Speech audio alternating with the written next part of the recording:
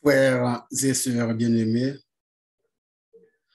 amis à l'écoute, mes moments arrivés vraiment pour nous capables à commencer avec étude parole bon Dieu dans émission nous à l'étude de la Bible.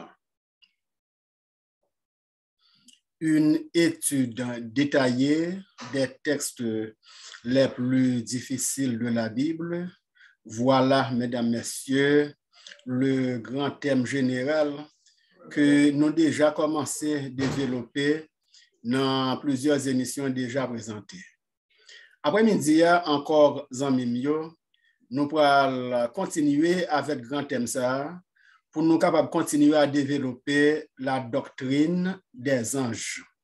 Mais comme toujours, avant de nous dire quelque chose à travers la doctrine des anges, on nous chanter comme d'habitude une portion dans le chant habituel non et ensemble on nous prier Papa bon Dieu.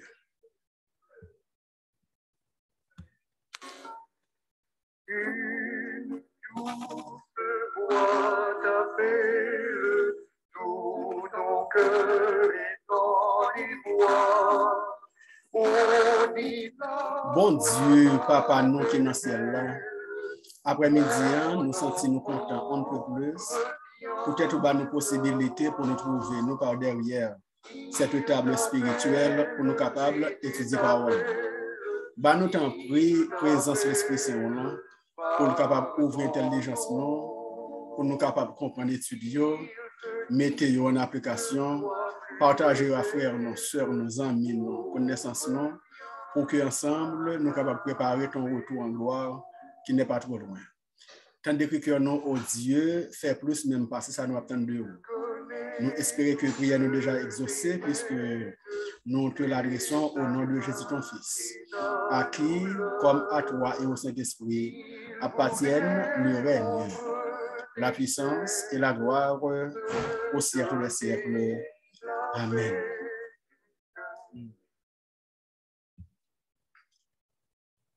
La doctrine des anges, Zamim Fremio, voilà un sujet que nous déjà commencé à développer depuis la dernière étude. Dans la dernière étude, nous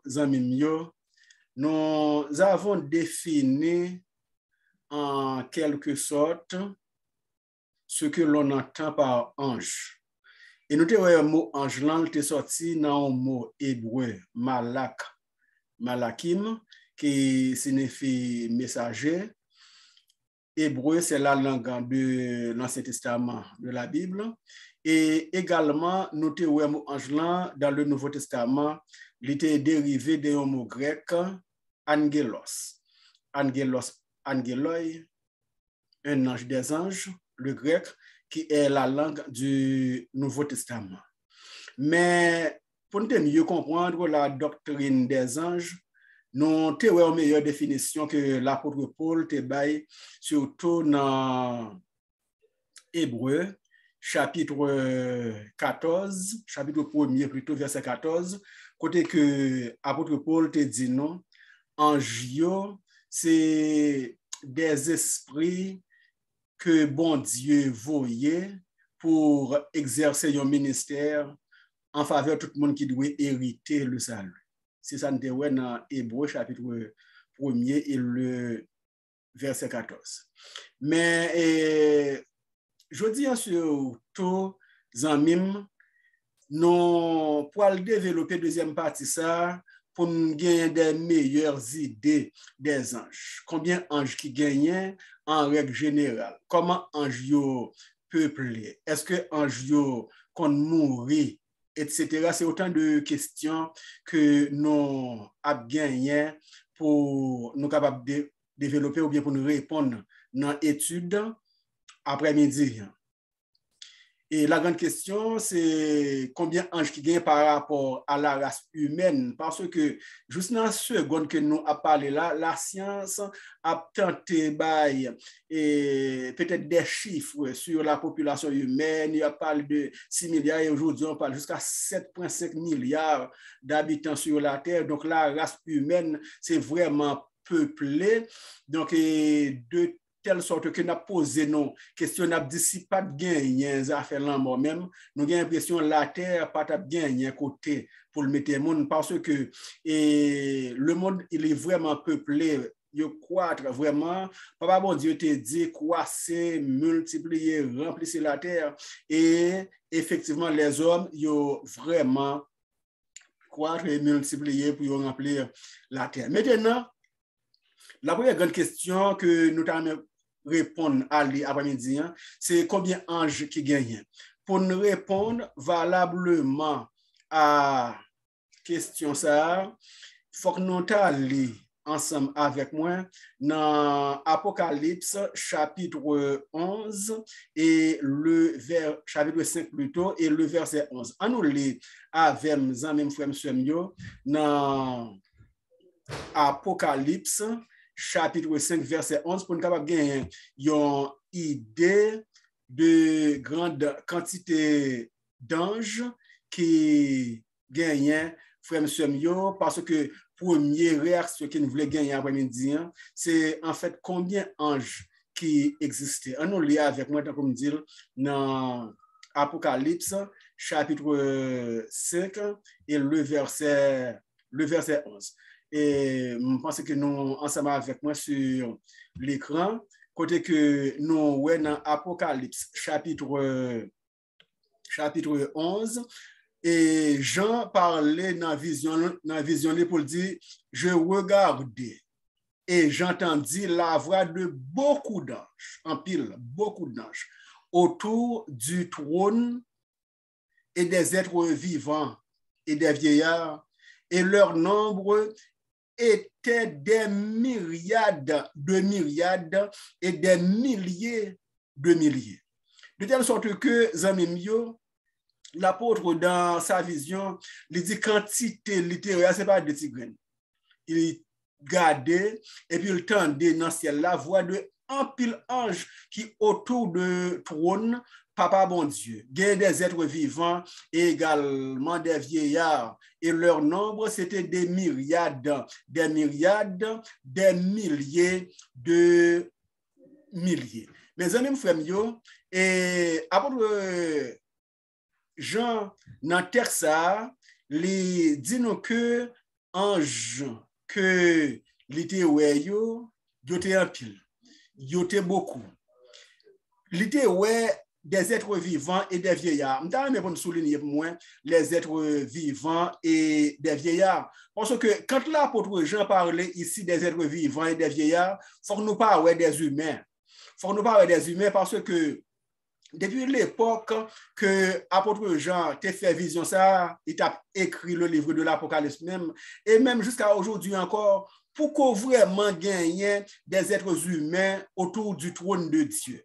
Cela veut dire les êtres vivants et les vieillards que l'apôtre Jean dit, il ne faut que nous pas attribuer à des êtres humains parce que pour qu'on vraiment gagne des êtres humains qui dans le ciel. La promesse que Jésus nous a faite dans Jean chapitre 14, verset 1 à 3, lorsqu'il te dit à disciples, il a préparé une place pour nous, et lorsque il allait et que le film préparer place là, la retourner venir chercher nous pour que côté lié, nous capables la tout, mais c'est ensemble, nous arriver vraiment autour du trône pour nous bénéficier place que Jésus t'a préparé pour nous. Naturellement, et à travers la Bible, l'Ancien et même le Nouveau Testament, nous connaissons vraiment des gens qui étaient montés dans le ciel tout vivant. Tant que nous avons parlé de Enoch dans l'Ancien Testament, de Élie de l'Ancien Testament, donc monsieur ça a été monté dans le ciel tout vivant, nous connaissons ça. Il y a également Moïse, lorsque les était mort et ça était venu réclamer le décoller, mais l'histoire biblique dit nous que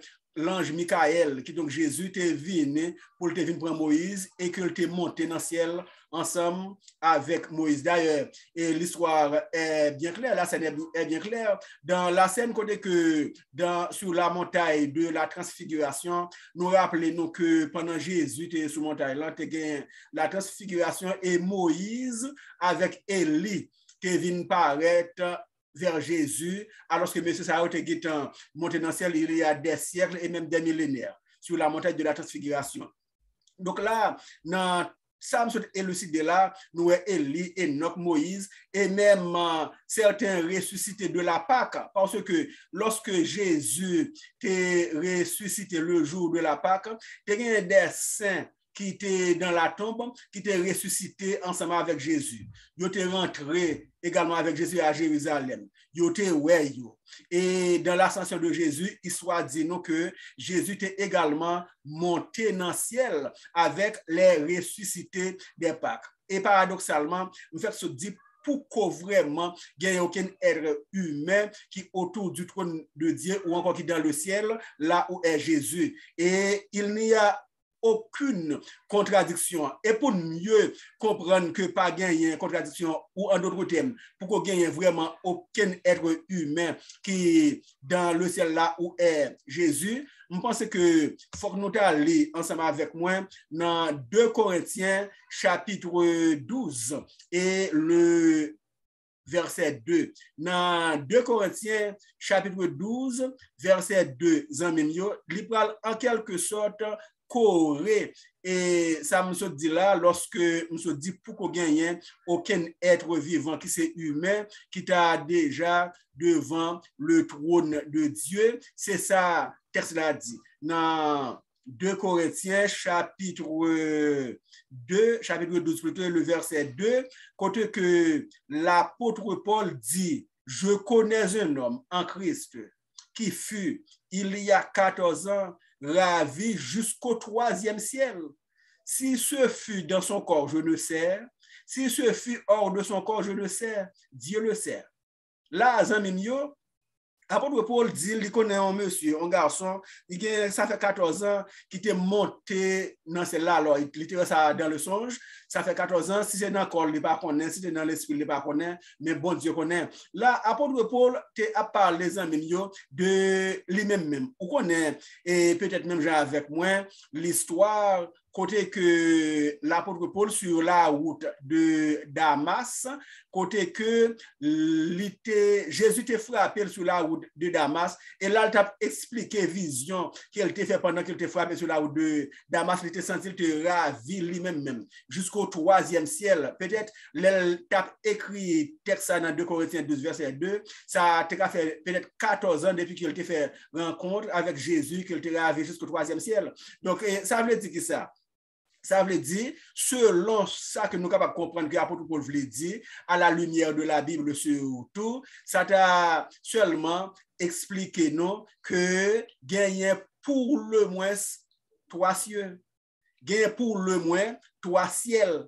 Donc, et lorsque nous disons pour le moins 3 ciels, ça veut dire que les Enoch, Élie, Moïse, les ressuscités et de Pâques qui montent dans le ciel, c'est que yo dans ciel yo. Mais dans le ciel côté papa bon Dieu, côté Jésus-Christ, koulia là pour qu'on ait aucun être humain qui l'a déjà. Je pense que nous clair sur ça. Donc apôtre Paul fait connaît que gain pour le monde, il y a un artiste qui chantait qui dit un 7e ciel, les poétiser etc. Mais à la lumière de la Bible, nous capable connaître jusqu'à 3 cieux pour le moins. Donc de telle sorte que et selon apôtre Paul, nous connaissons que le 3e ciel, là, c'est peut-être et certainement même le lieu où demeure Dieu et Jésus-Christ, dans le sens que les ressuscités des Pâques, Moïse, Élie, Enoch, etc., pendant qu'il y a monté dans l'autre ciel, mais pas vraiment dans le ciel côté et Jésus-Christ lui-même lié avec papa. Et pour mieux comprendre ça, je pense que faut que nous lire ensemble avec moi dans Jean chapitre 3, verset 13, qui parle encore une fois expliquer de manière claire tout ça que nous se dit là.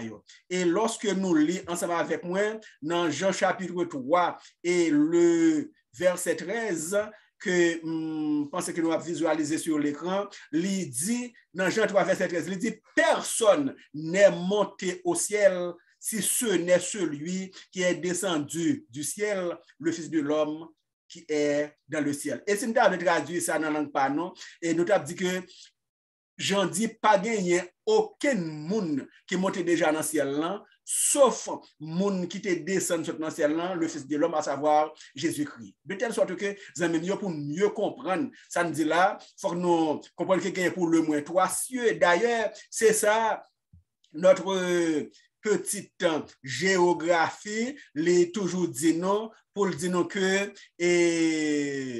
le ciel, c'est l'atmosphère au-dessus de notre tête, de telle sorte que le firmament que nous avons, côté que nous les étoiles, etc., c'est sa géographie bah, nous comme ciel.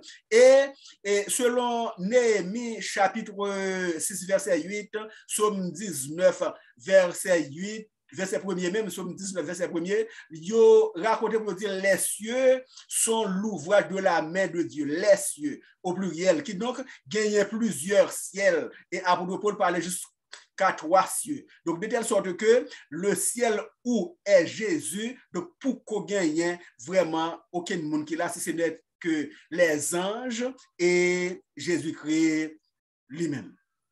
Et de telle sorte que moi-même, ensemble avec vous, lorsque nous gagnons pour nous sauver, nous arrivons dans ce ciel-là ensemble avec Enoch, Élisée, Noé, Moïse, etc. Dans le sens que selon Apocalypse, chapitre 8, verset 1er, donc n'a passé pour un Enoch, n'a passé pour un Élie, n'a passé pour un Moïse, n'a passé pour les ressuscités de la Pâque, n'a passé pour tout le monde qui était devancé nous pour que nous montions ensemble avec eux là où Jésus réside avec Dieu. Mais amis, on nous retourner encore, avant de faire une révision sur la dernière étude, on nous retourner dans le texte, dans Apocalypse, chapitre 5, verset 11, pour nous parler également de la population des anges.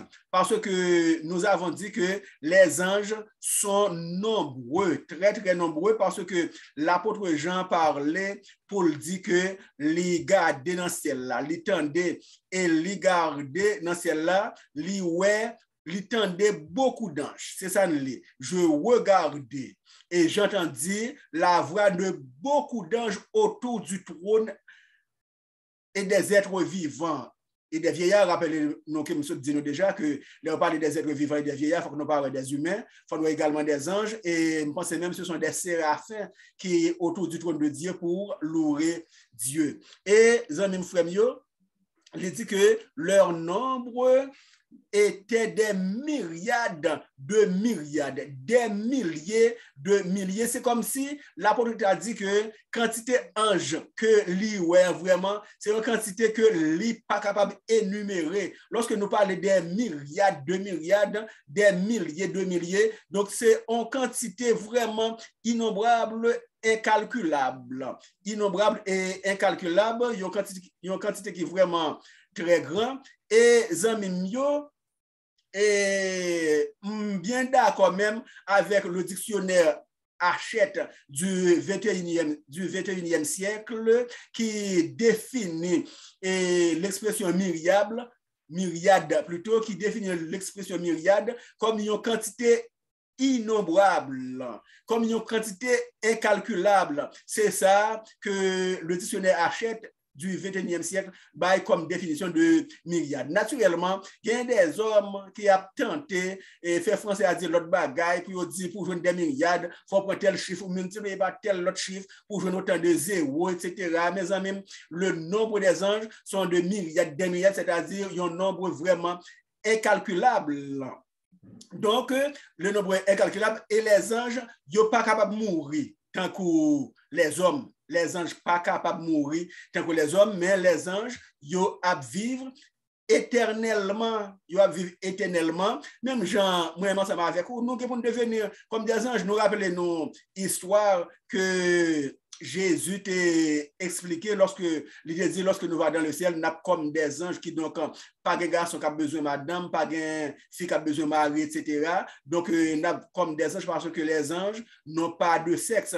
Mais qui me dit non que les anges n'ont pas formé une race. Là nous dit les anges pas formé une race dans le sens que les anges ne sont pas capables de marier parce que nous lisons dans la géographie que il y a trois races qui peuplent le monde. La race rouge, la race jaune et la race blanche, etc.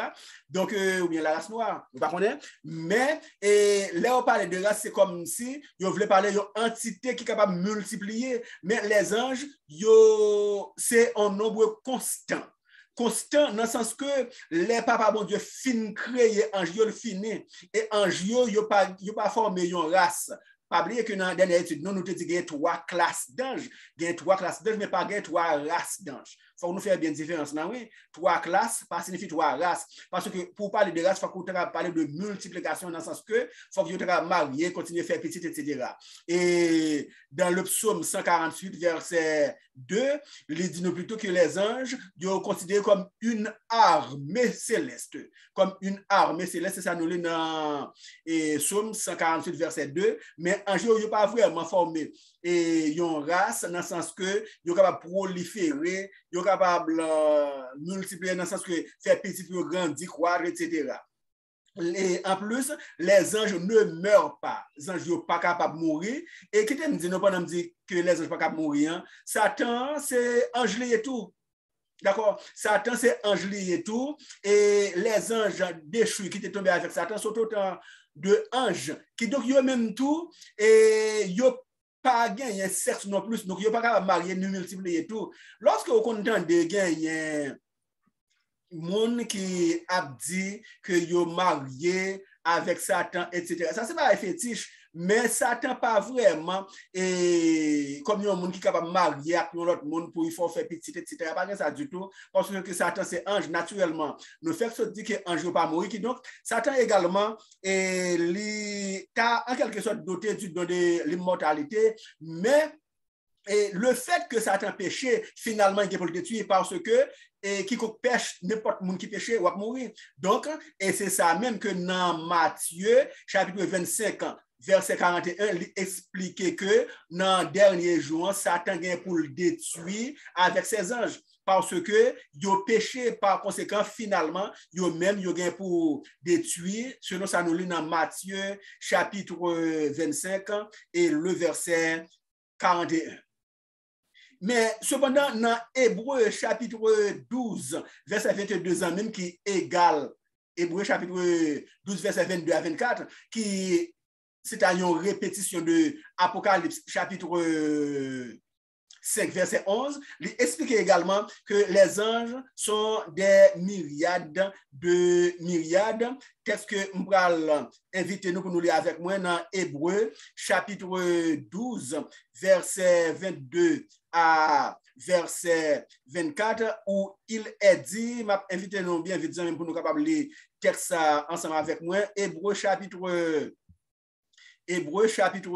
12 et le verset 22 à verset 24, il dit, mais vous êtes approchés de la montagne de Sion, de la cité du Dieu vivant, la Jérusalem céleste, des myriades qui forment le cœur des anges, des myriades. De telle sorte que l'apôtre Paul dans Hébreu se met également d'accord avec le fait que les anges n'ont pas continué à peupler, mais ils ont été créés en quantité innombrable des myriades. Et il est dit également dans Jude, chapitre, alors Jude, comment on dit ça, son petit épître qui a un seul chapitre là-dedans. Et au verset 14, et verset 15, il dit, il reprend le même thème là, pour le dire, c'est aussi pour eux qu'Enoch, le 7e depuis Adam, a prophétisé en ces termes. Voici, le Seigneur est venu avec ses 7 myriades.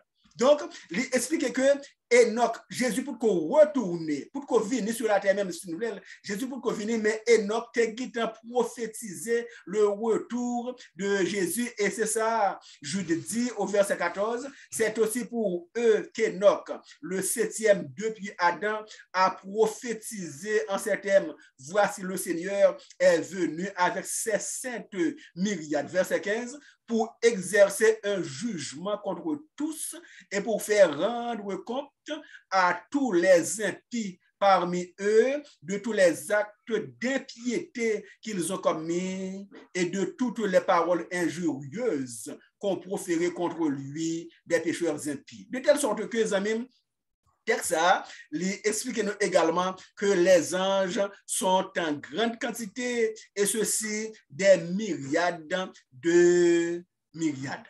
Et nous rappelons également Jésus devant le Sanhédrin ou encore Jésus lorsque il a pas crucifié lui devant Sanhédrin, je pense que nous connaissons très bien que les disciples étaient ensemble avec Jésus et les disciples n'ont pas bien comprendre vraiment l'histoire de Jésus, dans le sens que ils connaissent Jésus qui est pour te venir former un royaume, mais ils pensaient que c'était un royaume terrestre, au point que tu as toujours une discussion entre eux pour te comprendre dans le royaume ça, qui est-ce qui est le premier ministre, qui est-ce qui est le plus grand chef, beaucoup de Jésus, etc. Dans le sens que c'est pareil que ils n'ont pas trop comprendre. Et c'est ça que fait, lorsque ils ont arrêté Jésus dans le moment de crucifixion, apôtre Pierre plutôt qui était là, apôtre Pierre, Guétanra, les petits couteaux qui étaient dans la poche, les couper les oreilles, yon sacrificateur qui était les Malchus, et les apôtres Pierre couper les oreilles, Jésus t'a parlé à apôtre Pierre, il dit, mettez couteau dans il faut 200 pas de couler à la fois. Et Jésus te continue pour le dire, est-ce que vous pas connaître que je suis capable de parler avec papa moi qui est dans le ciel là pour t'envoyer 12 légions d'anges. Vous avez même le texte avec moi-même côté que Jésus parlait à apôtre Pierre pour le dire, est-ce que vous pas connaître que je suis capable de parler avec papa moi qui est dans le ciel là pour le voyer 12 légions d'anges. Matthieu chapitre 26 verset 53. Jésus parlait pour le dire, penses-tu que je ne puisse pas invoquer mon Père qui me donnerait à l'instant même plus de 12 légions d'anges. Et 12 légions d'anges, c'est une quantité vraiment innombrable. Et je compte pour me dire non après-midi que les amis frères, lorsque vraiment nous attachons à Papa bon Dieu, dans les circonstances difficiles que nous avons, à l'instant même ou bien tout de suite, Papa bon Dieu est capable de voir des légions d'anges à notre service. Très souvent, les amis, nous sommes dans des difficultés, nous parlons en jour. Mais les anges sont là autour de nous pour nous protéger et sécuriser.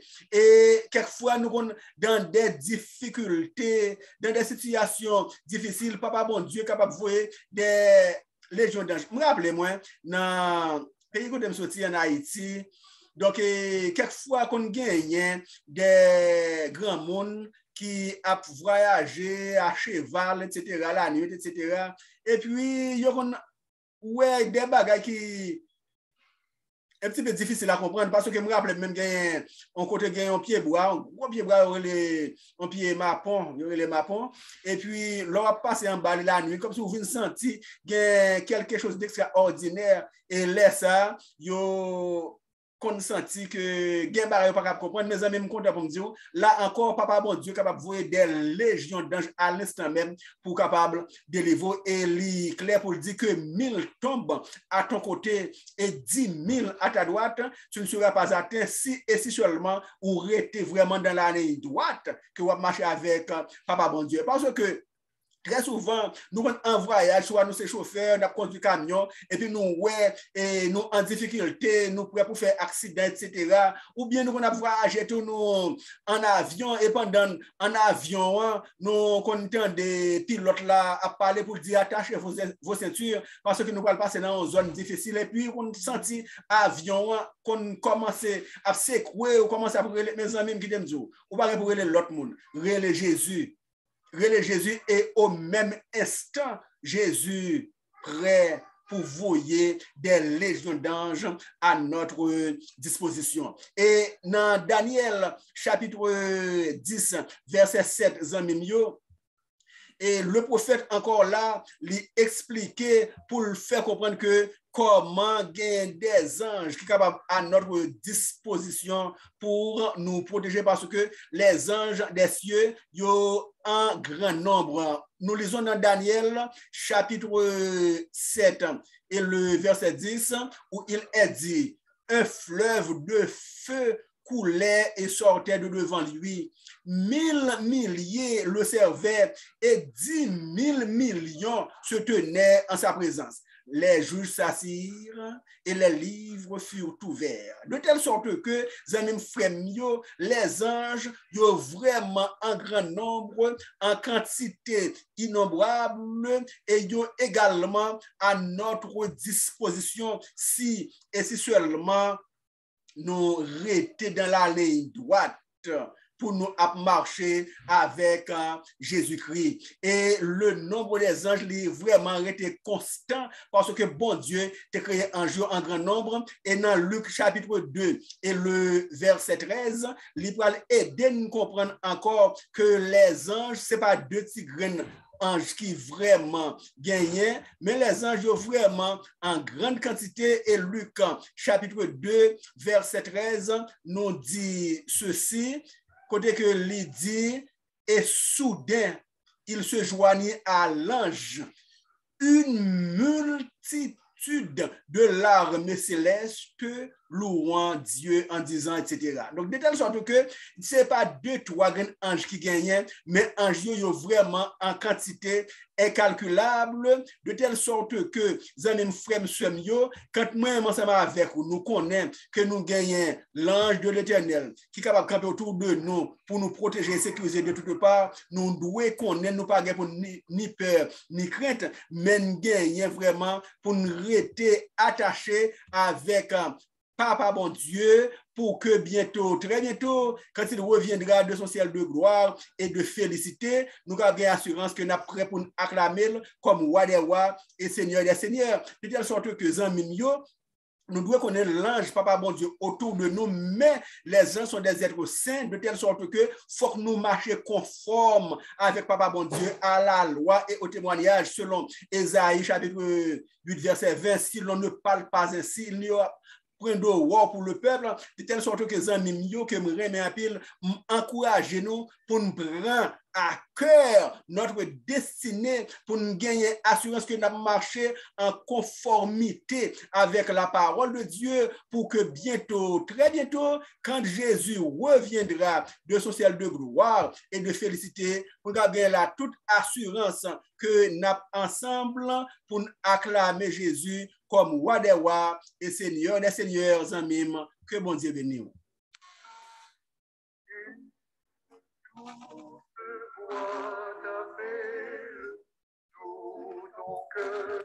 Bon Dieu, Papa, nous qui sommes dans le ciel là. Encore une fois, nous avons des mots de remerciement à t'adresser parce que tu es infiniment bon envers nous. Merci au Dieu pour l'étude de cet après-midi. Fait que nous mettions en application pour que nous puissions préparer ton retour en gloire, qui n'est pas trop loin, de telle sorte que nous ayons l'assurance que bientôt, très bientôt, quand tu reviendras de ton ciel de gloire et de félicité, nous serons ensemble pour t'acclamer comme roi des rois et seigneur des seigneurs. Entends nos cris, exauce nos vœux, nous te prions au nom et à travers les mérites infinis de ton cher fils Jésus, à qui, comme à toi et au Saint-Esprit, appartiennent le règne, la puissance et la gloire au siècle des siècles. Amen. Amen. Amen. Il voudrait mon péché.